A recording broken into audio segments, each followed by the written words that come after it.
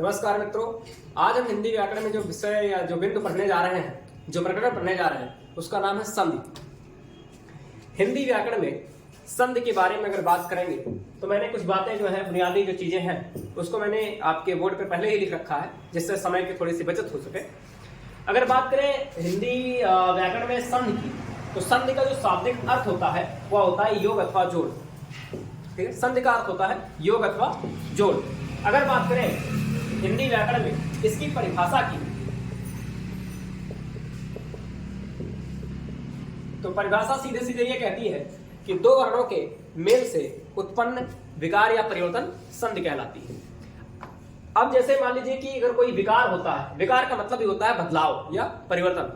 अगर देखा जाए हिंदी व्याकरण में तो ये परिवर्तन किसमें होगा और कैसे होगा ये हम आगे संधि के नियमों में पढ़ेंगे, लेकिन सबसे आवश्यक यह है कि यह विकार दो वर्णों के मिलने से जो उत्पन्न हो रहा है, ये दो वर्ण कौन से, किन दो वर्णों के मिलने से होता है। तो हिंदी व्याकरण में संधि के लिए जो दो वर्ण चिन्हित किए गए हैं वो ये है कि प्रथम शब्द का अंतिम वर्ण, जो आपका पहला शब्द होगा उसका अंतिम वर्ण, तथा द्वितीय शब्द का प्रथम वर्ण, जो दूसरा शब्द होगा उसका पहला वर्ण, इन्हीं दोनों के बीच में जो है संधि होती है। और इन्हीं के विकार से, इसमें जो विकार उत्पन्न होता है, जो परिवर्तन उत्पन्न होता है, उसी को हम क्या कहते हैं, संधि कहते हैं। अब जैसे कहते हैं, उदाहरण के तौर पर अगर मैंने बताया आपको कि हिम और धन आलय, तो अभी हम संधि नहीं पढ़ रहे हैं, पहली बात भी समझ लेते हैं। बुनियादी बात यह है कि संधि किन दो वर्णों के मध्य से मिलने से होता है। अब देखेंगे तो अगर हम वर्ण विच्छेद के हिसाब से देखें तो हिम में आपके वर्णों की संख्या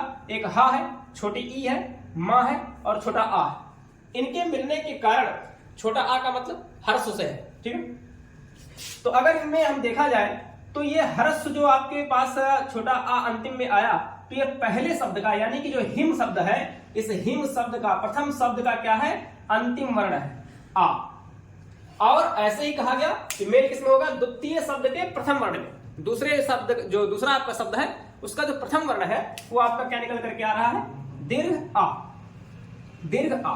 तो अगर अब हम बात करें कि इन हिम धन आलय में मेल किन वर्णों का होगा, तो जो पहला आपका शब्द है यानी कि हिम जो शब्द है, उस शब्द का अंतिम वर्ण जो है यानी कि छोटा आ, उसका मेल, तथा द्वितीय शब्द का प्रथम वर्ण, जो दूसरा आपका शब्द है, उसका जो पहला अक्षर है, पहला जो वर्ण है वो है दीर्घ आ, यानी कि आधन, हर्ष आधन दीर्घ आ, इन्हीं दोनों का मेल होना। तो बुनियादी बात यह थी कि हमने क्या बात सीखी, देखिए कि संधि जो है, संधि का जो शाब्दिक अर्थ है वो है योग अथवा जोड़। अब परिभाषा की बात करेंगे तो इसका मतलब यही है कि दो वर्णों के मेल से उत्पन्न विकार या परिवर्तन को संधि कहते हैं। अब दो वर्ण कौन से होंगे, ये भी मैंने बात बताई आपको कि प्रथम शब्द का अंतिम वर्ण होना चाहिए और द्वितीय शब्द का प्रथम वर्ण होना चाहिए। अब चर्चा करते हैं। उदाहरण के तौर पर मैंने आपको बताया कि हिम आलय में जो हिम का अंतिम वर्ण है वह है छोटा आ, और जो आलय का प्रथम वर्ण है वो दीर्घ आ या बड़ा आ, जिसे आप सामान्य रूप से बोलचाल में कहते हैं। अब आगे समझ लेते हैं कि संधियां कितनी हैं और उनकी क्या प्रक्रियाएं, होने की क्या प्रक्रिया। अगर बात करें संधियों की, तो हिंदी व्याकरण में तीन संधियां प्रचलित हैं, जिसमें पहली संधि है स्वर संधि, दूसरी है व्यंजन संधि और तीसरी है विसर्ग संधि। तो हम कुछ चर्चा कर लेते हैं कि ये चीजें हैं क्या। ठीक है, जैसा कि अभी मैंने आपको बताया कि संधि हमारे यहाँ कितनी है, तीन संधियां चलती हैं, जिसमें हम बात करते हैं पहले स्वर संधि की, दूसरी बात करते हैं व्यंजन संधि की,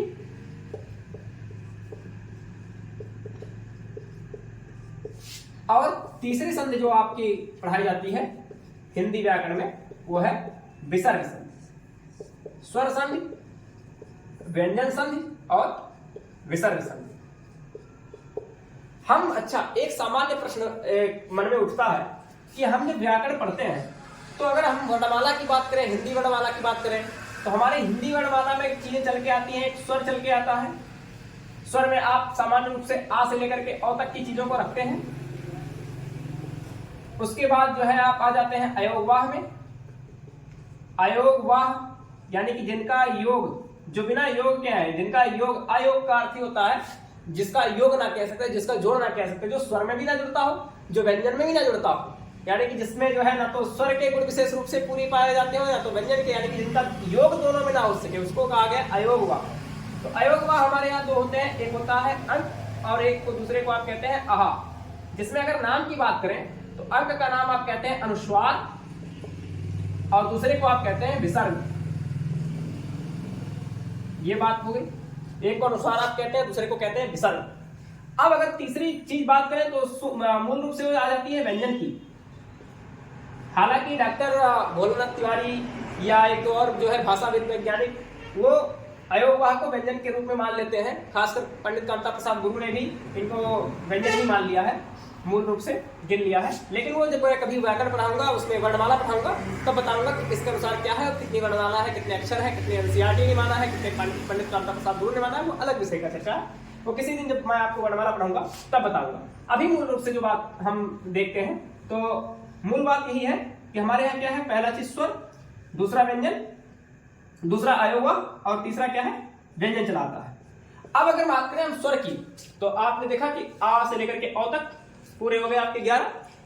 यह अब आप कह लेते हैं स्वर संधि। स्वरों का जब मेल हो जाता है तो आप कह लेते हैं स्वर संधि। यानी कि अगर स्वर का मेल स्वर से हो जाए तो आप चीजें क्या करके आ गई, स्वर संधि आ गई। ठीक है, स्वर का मेल जब स्वर से होता है तो स्वर संधि हो जाती है। व्यंजन का मेल, व्यंजन का मेल स्वर से हो जाए अथवा व्यंजन से हो जाए तो आपकी हो जाएगी व्यंजन संधि। अब अगर हम बात करें तो स्वर संधि, व्यंजन संधि, सीधे विसर्ग संधि क्यों आ गए? हमने क्यों अयोगवाह संधि नहीं पढ़ी, हमने क्यों अनुस्वार संधि नहीं पढ़ी? और यदि अयोगवाह पढ़ी होती तो दोनों चीजें आ जाती है, अनुस्वार और विसर्ग एक साथ। डायरेक्ट हम अयोगवाह संधि ना कह करके या अनुस्वार संधि ना कह करके हम डायरेक्ट क्यों विसर्ग संधि पर आ गए, ये चर्चा का विषय बन सकता है। ठीक है, क्योंकि हमको जो संधियां पढ़ाई जाती है सीधे सीधे क्या क्या, स्वर संधि, व्यंजन संधि, सीधे विसर्ग संधि पढ़ा दी जाती है। हम क्यों नहीं पढ़ते स्वर संधि, अयोगवाह संधि या व्यंजन संधि क्यों नहीं पढ़ते? इस पर अगर मैं आपको आज इसके बारे में अगर जानकारी दूं तो मामला कुल मिलाकर के ये है कि अयोगवाह जो चीज है, अयोगवाह में जो पहला वर्ड आप देख रहे हैं अनुस्वार, जिसको अगर आप लिखेंगे भी, जैसे मान लीजिए हमने लिखा शिवम, ठीक, अब शिवम अगर आपने ऐसे देखा हो तो सामान्य रूप से इसको लिखने का जो चलन है वो ऐसे लोग लिख देते हैं हलंत लगा करके, यानी कि ये अर्धवर्ण है या इसी को अनुस्वार के रूप में देखा जाता है। ठीक है, या इसको अगर आप देखेंगे तो आजकल लोग ऐसे भी सीधा सीधा लिख देते हैं, शिवम भी लिख देते हैं, लेकिन ये उतना उचित नहीं है जितना कि ये वर्तनी के हिसाब से, वर्तनी के दृष्टिकोण से जितना ठीक ये है, यानी कि स्पेलिंग के दृष्टिकोण से अगर देखा जाए तो। अगर ये देखेंगे आप, जो आप यहाँ पर शिवम देख रहे हैं, यानी कि जो अनुस्वार आपका था, अनुस्वार क्या हो रहा है, वह व्यंजन वर्ण में क्या हो जा रहा है, बदल जा रहा है, व्यंजन वर्ण में बदल जा रहा है। और जब अंतिम वर्ण का मेल होगा प्रथम शब्द से, तो जो अंतिम वर्ण आपका अनुस्वार के रूप में व्यंजन हो जा रहा है, तो इसलिए वह सीधा सीधा किस में चला जाएगा, व्यंजन संधि में चला जाएगा। इसी कारण अनुस्वार की कोई संधि नहीं बन पाई, और जब अनुस्वार की संधि नहीं बन पाई तब हम अयोगवाह संधि ना पढ़ करके सीधा सीधा हमने क्या पढ़ना प्रारंभ कर दिया, विसर्ग संधि पढ़ना प्रारंभ कर दिया। अब अगर आप बात करें तो विसर्ग का मेल किससे होगा? विसर्ग का मेल भी किससे हो सकता है, स्वर से हो सकता है अथवा व्यंजन से हो सकता है। अब विसर्ग का मेल विसर्ग से क्यों नहीं हो सकता, ये भी बात पूछी, क्योंकि स्वर का मेल तो स्वर से हो रहा है। व्यंजन का मेल आप व्यंजन से भी करा सकते हैं, स्वर से भी करा सकते हैं, तो विसर्ग का मेल स्वर या व्यंजन से ही क्यों, विसर्ग से क्यों नहीं हो पा रहा है? इससे पूर्व हमने एक बात आपको बताई थी जिसमें यह बात कही गई थी कि जब संधि होती है तो उसमें प्रथम शब्द का अंतिम वर्ण तथा द्वितीय शब्द का प्रथम वर्ण जुड़ता है। अब इस हिसाब से अगर हम विसर्ग देखें तो विसर्ग का ये मामला है कि यह कभी भी किसी भी वर्ण के प्रारंभ में नहीं आ सकता, और प्रारंभ में ना आने के कारण विसर्ग का मेल विसर्ग से होना संभव नहीं है, क्योंकि अंतिम में मान लीजिए प्रथम शब्द के अंतिम में विसर्ग आ गया, लेकिन द्वितीय शब्द के प्रारंभ में तो ये आ ही नहीं सकता, क्योंकि ये किसी भी अक्षर के किसी भी वर्ण के पहले लग ही नहीं सकता। और यही कारण है कि विसर्ग का मेल हम विसर्ग से नहीं करा सकते। तो इस हिसाब से हमने संधियों के रूप में अगर बातें की तो क्या है कि हमारे पास संधियां कितनी है, 3 है। कौन कौन? स्वर संधि, जिसमें स्वर का मेल स्वर से हो जाता है, व्यंजन संधि, व्यंजन का मेल स्वर या व्यंजन से हो जाए, और दूसरा विसर्ग संधि, जिसमें विसर्ग का मेल स्वर अथवा व्यंजन से हो जाए। अब हम बात करते हैं यार, जिसमें हम पहला प्रकरण, आपका पहला जो प्रकार पढ़ेंगे संधियों में, वो पढ़ेंगे स्वर संधि। अब स्वर संधियां कितनी होती है, क्या क्या उसमें विशेषताएं हैं, इसके बारे में हम आगे पढ़ने वाले हैं। ठीक है, तो हम जो है मित्रों भी बात कर रहे थे स्वर संधि। स्वर संधि में अगर हम बात करें तो स्वर संधि के अगर भेद देखे जाएंगे तो स्वर संधि के क्या है 5 भेद।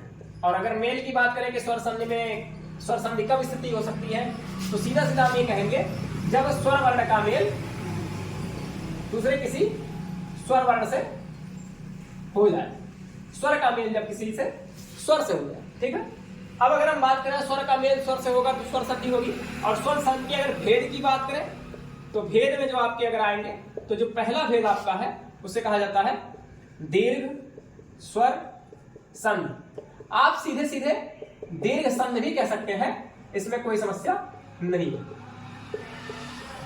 क्योंकि दीर्घ संधि अगर आप कह देते हैं तो सीधा मान्यता यही है कि दीर्घ संधि कह देने मात्र से ही आपको समझ में आ जाना चाहिए कि वो स्वर संधि ही है, ठीक है। लेकिन अगर पूरी बात अगर आप स्पष्ट करना चाह रहे हैं तो आप सीधा सीधा कहेंगे दीर्घ स्वर संधि। दूसरी बात करेंगे, दूसरी बात है गुण स्वर संधि। इसको भी आप खाली गुण संधि कह सकते हैं, उसमें कोई समस्या नहीं है। गुण के बाद आप पढ़ेंगे वृद्धि संधि,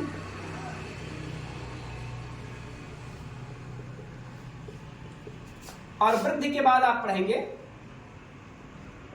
यड़ स्वर संधि, या इसी को आप सीधा सीधा यड़ संधि भी कहेंगे, कोई समस्या नहीं। और अंतिम जो आपका 5वां भेद है स्वर संधि का, उसे आप कहते हैं अयादि संधि।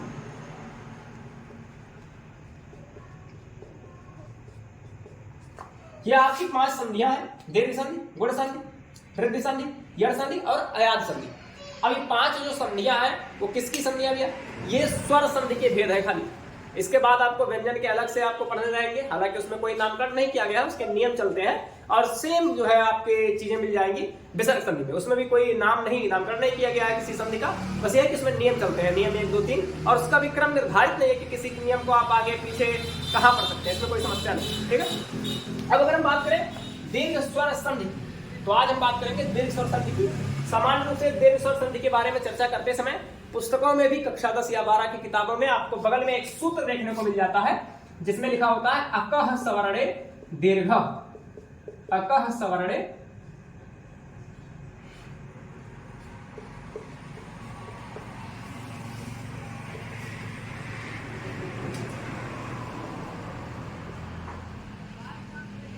अकह सवर्णे दीर्घ।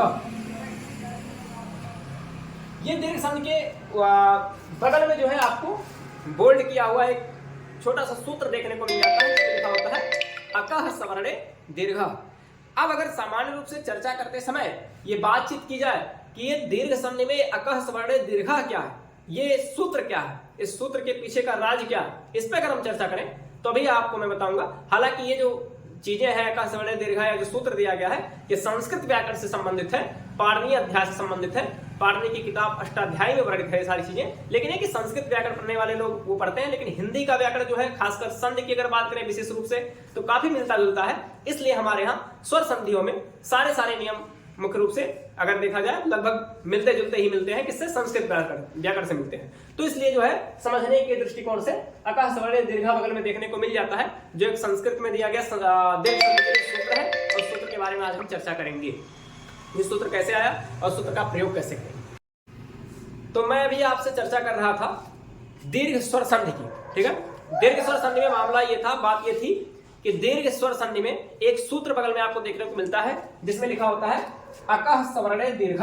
हालांकि संस्कृत व्याकरण का जो है भाग है, लेकिन यह है कि हिंदी की जो संधि की व्यवस्था की गई है वो संस्कृत के अनुरूप ही है, काफी मिलती जुलती है। इसलिए हम जो है इस चीज को भी समझते चलेंगे कि अक क्या है, सवर्णे और दीर्घ, इसका अर्थ क्या है, इस सूत्र का अर्थ क्या है। अगर चर्चा करें अक की, तो हमारे यहाँ एक कहानी जो है संस्कृत व्याकरण से मिलती जुलती कहानियां जो चलती हैं उसके व्याकरण में पढ़ाई जाती है। उसमें बात थी कि पाणिनी जो है भगवान शंकर की पाणिनी कहे जाते हैं व्याकरण शास्त्री हैं, और संस्कृत व्याकरण को लिखने वाले व्यक्ति हैं जो उन्होंने अष्टाध्याय लिखा था। उसके बाद कात्यायन और पतंजलि वो त्रिमुनि माने गए हैं संस्कृत व्याकरण में, जिन्होंने जो है संस्कृत में लौकिक संस्कृत का व्याकरण लिखा था। हाँ, तो मैं बात कर रहा था पाणिनी की। तो पाणिनी महादेव की जो है पूजा करते हैं, आराधना करते हैं, और भगवान उनसे प्रसन्न होकर के जो है नृत्य करते हैं। उसके संबंध में एक सूत्र भी या एक श्लोक कह लीजिए, आपके श्लोक देखने को मिलता है पाणिनी अध्याय में, जिसमें लिखा गया है कि नृत्यावसाने नटराज राजो ननाद ढक्का मनो पंचवारम। नृत्य के अवसान में, नृत्य के समय नृत्य का मतलब कि डांस करते हुए, अवसान का मतलब होता है समय। नृत्य के अवसान में भगवान नटराज, नृत्यावसाने नटराज राजो, नटराज कहा जाता है भगवान शिव को, नृत्य के देवता है वो। तो नृत्य के अवसान में भगवान नटराज ननाद मतलब बजाते हैं, ढक्का मतलब डमरू, नौ का मतलब होता है संख्या से है नौ, नौ पंचवारम, और 9 और 5 बार जब बजाते हैं तो पूरी संख्या निकल करके आती है 14। 14 बार बजाते हैं, और 14 बार बजाने के बाद जो है 14 सूत्र निकलते हैं, जिसको पाणिनि लिख लेते हैं, जो बाद में माहेश्वर सूत्र के नाम से प्रचलित हुए। माहेश्वर सूत्र, या इसी को आप जो है शिव सूत्र भी कह देते हैं, कहीं कहीं पर इसका नाम शिव जाल भी देखने को मिलता है, या वर्ण समामनाय सूत्र भी कहा जाता है इसको, ठीक है। तो कई नाम है लेकिन चीज वही है, ठीक है। अब अगर बात करें कि माहेश्वर सूत्र में क्या है, माहेश्वर सूत्र की संरचना क्या है, तो इस पर पूरी क्लास जो है ली जा सकती है, स्पेशल रूप से, विशेष रूप से एक कक्षा खाली इसी पर चल सकती है कि माहेश्वर सूत्र क्या या माहेश्वर सूत्र की चर्चा क्या है। तो किसी दिन मैं अलग से किसी वीडियो पर चर्चा कर दूंगा कि चीजें क्या है, लेकिन अभी आज हम खाली इसका कह सकते हैं कि एक मोटा मोटा हिसाब देख लेते हैं कि है क्या, जिससे आपको ये समझ में आए कि कासवर्णीय दीर्घ आया कहां से। अगर हम इसकी बात करें तो माहेश्वर सूत्र में जो 14 सूत्र निकले वो कुछ इस प्रकार थे, जिसमें पहला सूत्र था आयुर, दूसरा था रिलिक, तीसरा था एवं, तीसरा था आयोच, चौथा था हैवरट, उसके बाद लट, यम गणनम, झबय घड़दस, जब गणदस, खप छटत चटतव, कपय सस्सत और हल। ये आपके 14 सूत्र थे, जिसमें जो पहला सूत्र निकल करके आया वो क्या था, अ ई उ र, उसके बाद था री, री और का। हमको मतलब खाली अक प्रत्याहार से, ठीक है। अक जो है ये प्रत्याहार, अब आप कहेंगे कि प्रत्याहार क्या है, प्रत्याहार कहा गया है संस्कृत में, लेकिन हिंदी में आप बोलेंगे तो प्रत्याहार कह सकते हैं, विसर्ग लगाने की यहाँ पर आवश्यकता नहीं है हिंदी में। प्रत्याहार क्या है, प्रत्याहार का सीधा आप ये समझ लीजिए कि आजकल जिसको आप कहते हैं शॉर्टकट, जैसे आजकल चल रहा है गुड मॉर्निंग तो आप कह देते हैं जीएम, गुड नाइट तो आप कह देते हैं जीएन, तो ऐसे ही ये अगर शॉर्टकट की बात करें तो हमारे यहाँ जो हमारे महर्षि पाणिनि थे इसका प्रयोग बहुत पहले कर चुके हैं, ठीक है। जिस शॉर्टकट की आप बात चर्चा कर रहे हैं वो शॉर्टकट हमारे यहाँ बहुत पहले से आ चुका है, ठीक है, जिसमें आप उन्होंने कहा अब इतने अक्षरों को एक साथ कहने के लिए उन्होंने खाली कह दिया अक, ठीक है। ये देखो अक कह दिया उन्होंने खाली, उन्होंने कहा अकः सवर्णे दीर्घः। तो अक प्रत्याहार की अगर बात करें तो ये जो अंतिम वाला वर्ण होता है, हर सूत्र का जो अंतिम वर्ण जिसमें हलंत लगा हुआ होता है उसको कहा जाता है इति संज्ञक वर्ण, जिसको गिना नहीं जाता है, ठीक है। तो अगर हम इसमें चर्चा करेंगे तो आ ई उ री, अक प्रत्याहार में कितने आए, आपके वर्ण कितने आए, आ आया, ई आया, उ आया, री आया और ली आया, ये आपके 5 वर्ण आए। अब इन 5 वर्णों को कहा गया अक, अक प्रत्याहार, ठीक है, अक प्रत्याहार के अंतर्गत आए। और कह रहा अकः सवर्णे दीर्घः। अब सवर्णे का मतलब क्या है, सवर्ण, सवर्ण का अर्थ आजकल कुछ जातिगत चीजों से भी लिया जा रहा है, लेकिन उसका अर्थ यह नहीं है, ऊंची जात से नहीं, ये यहाँ पर संदर्भ कुछ दूसरा है। सवर्ण का यहाँ पर मामला ये है समान वर्ण से, ठीक है, जो समान वर्ण, समान वर्ण का मतलब ये कि जैसे आ का मेल अपने आ से हो जाए। अब समान वर्ण का मतलब या समान जाति का मतलब क्या है, समान जाति का अर्थ या समान वर्ण का अर्थ यहाँ पर क्या है कि जिसमें अब दीर्घ आ हो या लघु आ हो, दोनों का लगभग उच्चारण स्थान एक जैसा है या एक स्थान से बोले जाते हैं, तो ऐसे उच्चारण स्थानों को देखते हुए उसको कहा गया सवर्णी या समान वर्ण कहा गया, ठीक है। अब वो खाली देखने में नहीं लग रहा है कि छोटा बड़ा, छोटी बड़ी, छोटा बड़ा, आप ऐसे भी समझ सकते हैं देखने के हिसाब से भी, लेकिन आप अगर उसको गहराई में जाकर के देखेंगे तो उसका अर्थ नहीं है कि उसका उच्चारण स्थान एक जैसा होगा, इसलिए उसको कहा है सवर्ण कहा गया, ठीक है।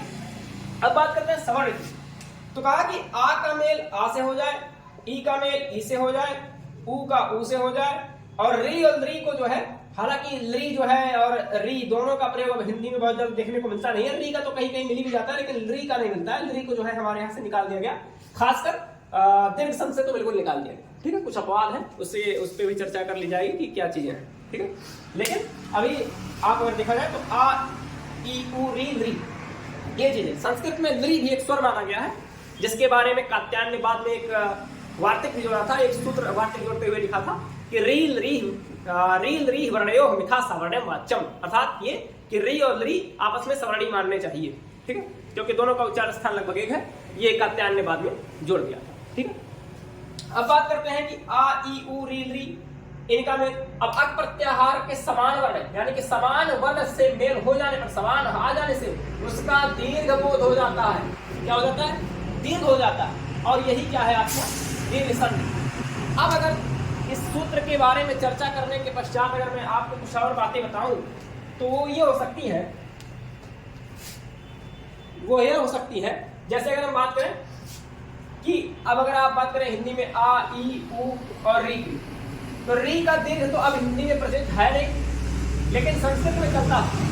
संस्कृत में क्या है, आप जब ऐसे री बनाते हैं तो उसी में एक बार और सिखवा देंगे कि आपका दीर्घ री कहा जाता है, ठीक है। लेकिन हिंदी में अब ऐसी कोई व्यवस्था है नहीं। तो आ ई उ री, अक प्रत्याहार के इन वर्णों का मेल अपने समान वर्ण से हो जाने पर, अब समान वर्ण यदि मैं कह रहा हूं तो इसका अर्थ बिल्कुल आप ये मत समझिएगा